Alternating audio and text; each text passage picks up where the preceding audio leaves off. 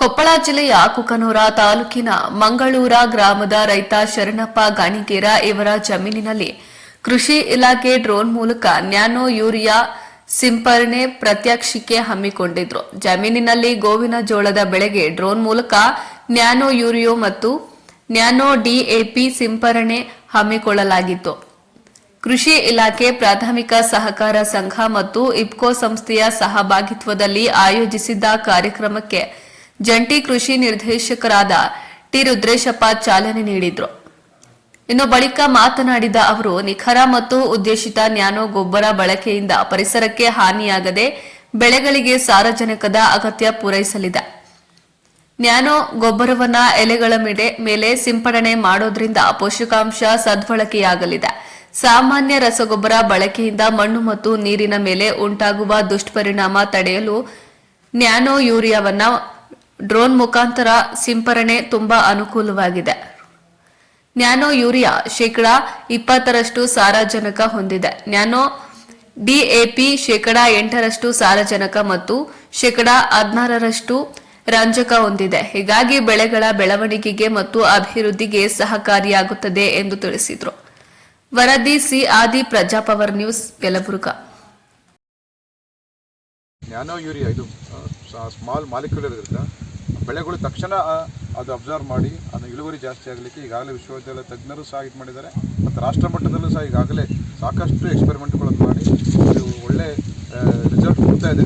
ರೈತ ಬಾಂಧವರು ಇದನ್ನು ಹೆಚ್ಚೆಚ್ಚು ಉಪಯೋಗ ಮಾಡಬೇಕು ಮತ್ತು ನಮ್ಮ ರೆಗ್ಯುಲರ್ ಏನು ಯೂರಿಯಾ ಬಳಕೆಯನ್ನು ಕಡಿಮೆ ಮಾಡಬೇಕು ಅಂತೇಳಿ ನಾನು ಈ ಮೂಲಕ ಎಲ್ಲ ರೈತ ಬಾಂಧವರಲ್ಲಿ ವಿನಂತಿ ಮಾಡ್ತಾ ಇದ್ದೇನೆ. ಮತ್ತು ಈ ಒಂದು ನಮಗೇನು ಡ್ರೋನ್ ಟೆಕ್ನಾಲಜಿ ಇದೆ, ಇದು ಭಾಳ ರೈತ ಬಾಂಧವರು ಅನುಕೂಲ ಆಗ್ತದೆ. ಇದಕ್ಕೆ ನಾವು ಕೆಲವು ಕೃಷಿ ಸಖಿಯರಿಗೆ ಮತ್ತು ಟ್ರೈನಿಂಗ್ ಕೊಡ್ತೇವೆ. ಸ್ಪೆಷಲಿ ಗಂಗಾವತಿ ಇರ್ಬೋದು, ನಮ್ಮ ಯಲಬುರ್ಗಾ ತಾಲೂಕಲ್ಲೂ ಸಹ ಕೃಷಿ ಸಖಿಯರಿಗೆ, ನಮ್ಮ ಎಲ್ಲ ಕೊಪ್ಪಳ ಜಿಲ್ಲೆ ರೈತ ಬಾಂಧವರಿಗೆ ಇತ್ತೀಚಿನ ದಿನಗಳಲ್ಲಿ ನಮ್ಮ ಜಿಲ್ಲೆಯಲ್ಲಿ ಯೂರಿಯಾ ಬಳಕೆ ಹೆಚ್ಚಾಗ್ತಿದೆ. ಅದಕ್ಕೋಸ್ಕರ ಇಫ್ಕೋ ಕಂಪನಿ ಮತ್ತು ಸರ್ಕಾರದ ವತಿಯಿಂದ ನ್ಯಾನೋ ಯೂರಿಯಾ ಇದು ಕಳೆದ 4 ವರ್ಷದಿಂದಲೂ ಸಹ ನಮ್ಮ ರೈತ ಬಾಂಧವರು ಉಪಯೋಗ ಮಾಡ್ತಾರೆ. ಈ ವರ್ಷದಿಂದ ನಾವು ಇದನ್ನು ಅದರಲ್ಲಿ 20% ಯೂರಿಯಾ ಇರೋದ್ರಿಂದ ಇದು ಎಲ್ಲ ಬೆಳೆಗಳಿಗೂ ಭಾಳ ಅನುಕೂಲ ಆಗ್ತದೆ. ವಿಶೇಷವಾಗಿ ಶೇಂಗಾ, ಮೆಕ್ಕೆಜೋಳ ಮತ್ತು ತರಕಾರಿ ಬೆಳೆಗಳಿಗೆ ಭಾಳ ಅನುಕೂಲ ಆಗ್ತದೆ. ಇದನ್ನು ನಾವು ಡ್ರೋನ್ ಮೂಲಕ ಸ್ಪ್ರೇ ಮಾಡೋದ್ರಿಂದ 7ರಿಂದ 8 ನಿಮಿಷಕ್ಕೆ 1 ಎಕರೆ ಆಗ್ತದೆ. ಈಗ ಅವರಿಗೆ 400 ರೂಪಾಯಿಗೆ 1 ಎಕರೆಗೆ ಈಗ ರೇಟ್ ಫಿಕ್ಸ್ ಮಾಡಿದ್ದಾರೆ. ನಾವು ಅವರಿಗೆ 350 ರೂಪಾಯಿ ಕೊಡಿ ಅಂತೇಳಿ ನಾವು ಈಗ ಅವರಿಗೆ ರಿಕ್ವೆಸ್ಟ್ ಮಾಡ್ತಾಯಿದ್ವಿ. ನಮ್ಮ ಜಿಲ್ಲೆಯಲ್ಲಿ ಸುಮಾರು ಈಗ 12 ಡ್ರೋನ್ಗಳು ಅಂದರೆ ಇಫ್ಕೋ ಸಂಸ್ಥೆ ಸೇರಿ ಬೇರೆ ಬೇರೆ ಕಂಪ್ನಿಗಳಿಂದ ನಮ್ಮ ರೈತರಿಗೆ ಅಂದರೆ ಸೊಸೈಟಿಗಳಿಗೆ ವಿತರಣೆ ಮಾಡಿದ್ವಿ. ಈ ವರ್ಷನೂ ಸಹ ಸುಮಾರು 12 ಡ್ರೋನ್ಗಳು ವಿತರಣೆ ಮಾಡೋಕ್ಕೆ ಕಾರ್ಯಕ್ರಮವನ್ನು ಹಾಕಿದ್ವಿ. ನಮ್ಮ ರೈತರಿಗೆ ನಾನು ವಿನಂತಿ ಮಾಡೋದಿಷ್ಟೇ, ಇದು ಒಳ್ಳೆಯ ಅಂದರೆ ನಮ್ಮ ಭಾರತದಲ್ಲೇ ತಯಾರಾಗೋದ್ರಿಂದ ಈಗ ಬೇರೆ ಬೇರೆ ದೇಶದಿಂದ ನಾವು ಯೂರಿಯಾ ರಸಗೊಬ್ಬರವನ್ನು ಇಂಪೋರ್ಟ್ ಮಾಡೋದು ಸ್ಟಾಪ್ ಆಗುತ್ತೆ. ಇದರಿಂದ ಕಡಿಮೆ ವೆಚ್ಚದಲ್ಲಿ 265 ರೂಪಾಯಿದಲ್ಲಿ ನಾವು ಕೊಡ್ತಾಯಿದ್ವಿ.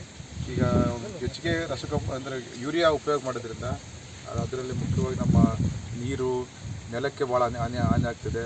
ಅದೇ ರೀತಿ ಪರಿಸರದ ಮೇಲೂ ಸಹ ಸಾಕಷ್ಟು ಹಾನಿಯಾಗಿದ್ದರಿಂದ ಈ ನ್ಯಾನೋ ಯೂರಿಯಾ ಇದು ಸ್ಮಾಲ್ ಮಾಲಿಕ್ಯುಲರ್ ಇರುತ್ತೆ.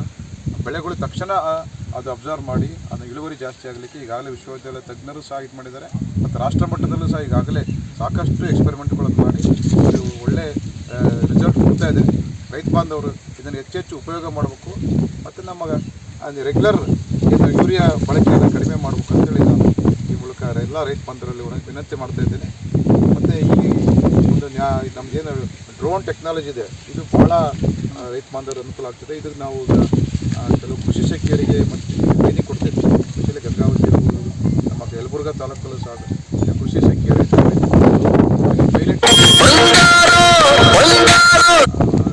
ಆರ್ಥಿಕವಾಗಿ ಅನುಕೂಲ ಆಗ್ತದೆ. ನಮ್ಮ ಸೊಸೈಟಿ ಬ್ಯಾಕ್ ಸೊಸೈಟಿಯವರು ಭಾಳ ಒಳ್ಳೆ ಕೆಲಸ ಮಾಡ್ತಾ ಇದ್ದಾರೆ. ಇವತ್ತು ಸುಮಾರು 100 ಎಕರೆ ಪ್ರದೇಶದಲ್ಲಿ ಈ ಒಂದು ಕಾರ್ಯಕ್ರಮಗಳನ್ನ ನಾವು ಹಮ್ಮಿಕೊಂಡಿದ್ದೀವಿ. ಇದನ್ನೂ ಜಾಸ್ತಿ ಆಗಬೇಕು. ನಮ್ಮ ಎಲ್ಲ ಇಡೀ ಜಿಲ್ಲೆಯಲ್ಲಿ ಸುಮಾರು 1,20,000 ಎಕರೆ ಪ್ರದೇಶದಲ್ಲಿ ನಾವು ಈಗ ಮೆಕ್ಕೆಜೋಳ ಬೆಳೀತಿದ್ದೀವಿ. ಎಲ್ಲ ರೈತರು ಈ ಒಂದು ನ್ಯಾನೋ ಯೂರಿಯಾನ ಬಳಕೆ ಮಾಡ್ಬೇಕಂತೇಳಿ ನಾನು ಈ